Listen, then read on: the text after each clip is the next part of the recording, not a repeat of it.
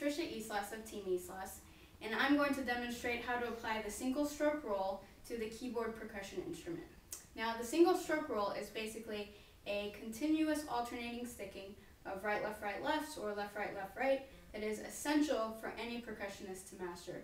For the keyboard percussionist, it's what many of our runs and our solos are comprised of, and it allows us to sustain notes like on a marimba or the xylophone that don't necessarily have a very long tone.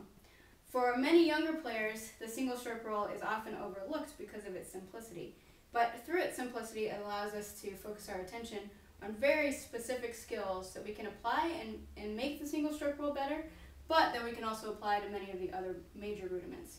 Now, our main goals with the single stroke roll should be to achieve a very consistent rhythm, sound quality, and volume, and attention to mallet height and mallet placement is very important. Now, let me demonstrate the single stroke roll with two mallets on one note.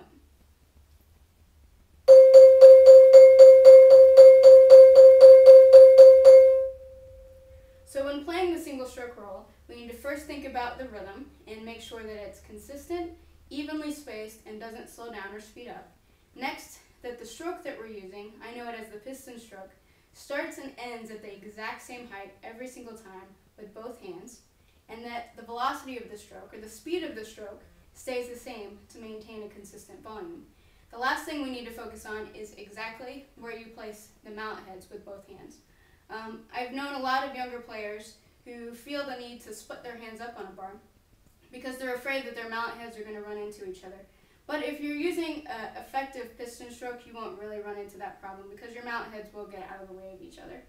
And if you're hitting on the exact same spot on the bar, it's much more likely that you're going to get a consistent tone than if you split your hands up even a couple of millimeters. Now I'd like to show you an exercise that you can do to work on the single stroke roll on the keyboard instrument. With this exercise, I'd like to do it with a grip called the Burton grip, a 4-mallet grip.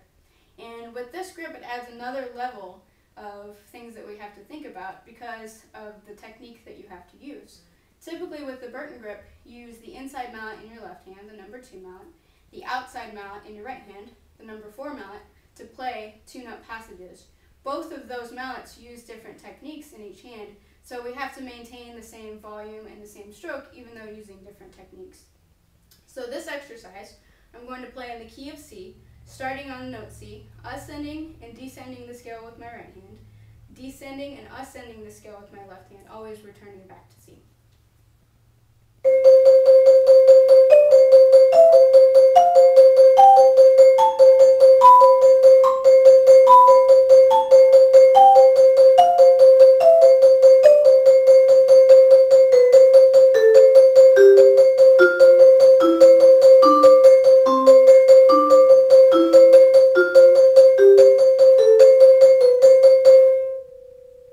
With this exercise in particular, we also have to be aware that as you ascend the scale or descend the scale with your left hand, you also have to increase the velocity of the stroke because you have more distance to travel the further away you get from the note that you start on. So I have to maintain a consistent height and tempo and volume even though I'm speeding up the stroke speed itself.